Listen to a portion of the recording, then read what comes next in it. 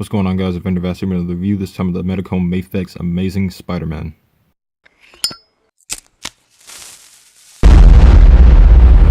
That's crispy. Here's a look at the box. I love how they make it look like a comic book. I mean, it is very collector friendly. I mean, you're paying 90 bucks for a high-end figure and you do get your money's worth. So I do like that a lot. It looks like a Spider-Man logo right here. How they would have it on the comic books and everything. You got Spider-Man down there. The Amazing Spider-Man Mafex. Got a pose right there. And all the poses right here. It's really cool. I always love these Mafex boxes. You got Spider-Man back there. Spider-Man comes with 6 pairs of interchangeable hands. He comes with these relaxed hands. And then he comes with these hands for web grabbing. And then web shooter hands. And then wall crawling hands. And then 2 pairs of fists. And then he has these magnetic hands for wall crawling. And then magnetic feet. He also comes with 3 pairs of interchangeable heads. First starting off with the Peter Parker head. I like this one a lot. I do think it's a little pale, but it's not bad. And I like the mask that it's attached to the neck. And then you get a mask, which I do think is a little small. I mean, when you compare it to the figure's head, I mean, it's a little small, but again, it's spandex, so it might stretch over. And then with the Spider-Man heads, this one, a lot of people are saying it's either Mark Bagley. I think it's really cool. The wide eyes. And then this one is my favorite, man. This one is J. Scott Campbell. I like this. It's squinted a little bit. I do have a little bit of paint scratching over there, but I like these a lot. Taking a look at his webs. He comes with this web line for web slinging. And then he comes with these longer webs which shoot out of his hand.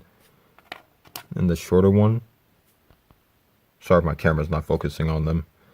And then he comes with this web line, which I was never a big fan of, man. I mean, I'll show it on the figure, but it just doesn't really stay well. It's basically him either like swinging off of like a web or whatnot, or I don't know. I don't know what they were trying to do here. I'm just not a big fan of it. And he comes with the standard Mafex stand, pretty cool. And then he comes with this little piece, which you can attach the web to that I was talking about earlier. And like I said before, I'm just not the biggest fan of this. I mean, Revoltech tried the same thing with the web line, but I just wasn't the biggest fan of it. Here, let me get it in a pose. It just doesn't hold up very well. I feel like if it was made out of bendy wire, maybe it would hold up a little bit better, but it just doesn't really stay or anything. I mean, it looks cool, but it just doesn't really work. And here you got Spider-Man himself. I love this figure, man. I've had this figure on my desk for like almost 3 weeks now, just posing him around. I haven't even put him in my collection yet. I just can't put him down, and that's great, man. When I buy a figure and I can't put him down, that's a good sign, man, because if he's just a regular figure, I'm just like, oh, screw it, and I just put him away in storage. It's just not worth it to me, and this figure is worth it.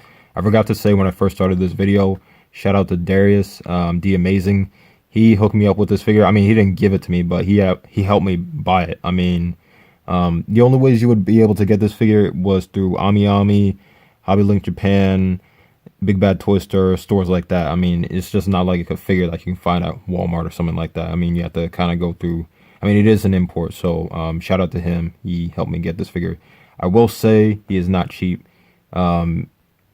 Domestically, I want to say he is $90.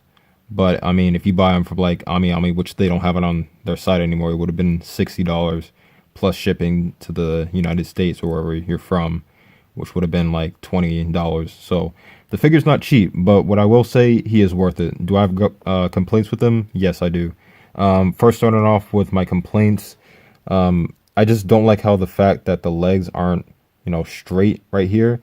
That kind of does bother me, but other than that, it's not a real problem. I mean, he does get in really good poses and whatnot.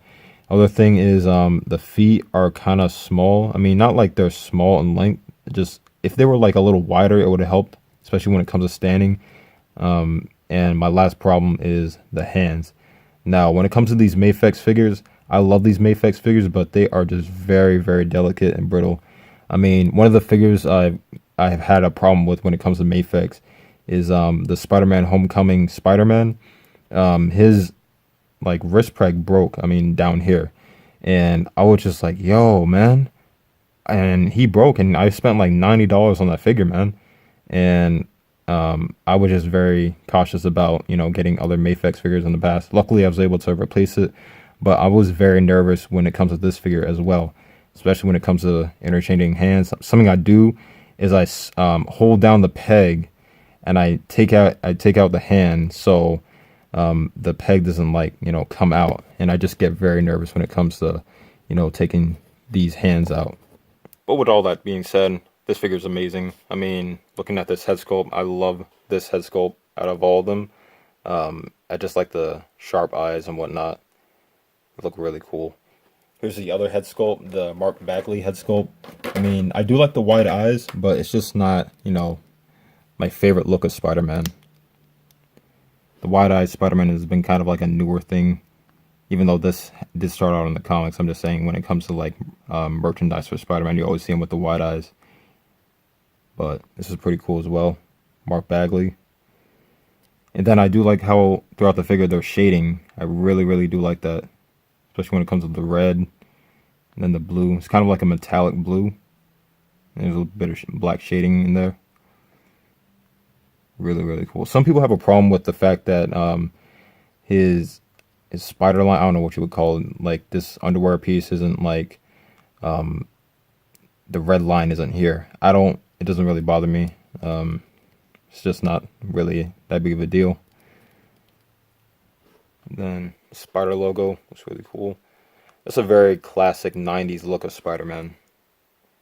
And he's lanky too, and I do like that. See all the muscle definition. Just looks really, really cool, man.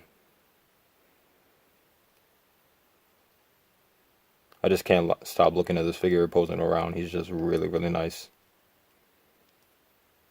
And when it comes to the Peter Parker head, you take off the head, and then you plug in the Peter Parker head. Like I said, it comes with its own neck. And this looks cool as well. Here's how you attach the webs. Put it in there. Like I said, I'm very cautious of how I put the hands in and take them out. I just kind of shimmy it in there. Like I said, still holding down the peg. And that's how that looks. Looks really cool. In the past, the clearer webs have been cool from Mafex, but these are cool as well. I mean, I do like that they're just a clear white with the little design on there. You can see the design on the webs. The camera would focus. That would be nice. Looks really cool. And my favorite part about this figure is the articulation. The articulation is just insane when it comes to these Mafex figures. I feel like Mafex is probably the best at the Spider-Man figures when it comes to articulation. They just do a great job every single time. So the head independently moves up like that, and then with the neck it moves up like that, and down as well like that. Moves side to side, left and right, same with the neck. Arm moves back and forth, up and down. Has a butterfly joint, which is a little deeper, but it's still pretty good. He has a bicep swivel, double joint at the elbow. Like I said, man, these wrists are very, very delicate, so I move them side to side. And they can hinge left and right, or up and down. And then he has a diaphragm joint, left and right, crunches forward and back. And he has a waist joint that crunches forward and back, left and right, swivels. And then he has his drop down method. And then he moves forward, back, and out. So with the thigh, double joint at the knee. His foot moves right here.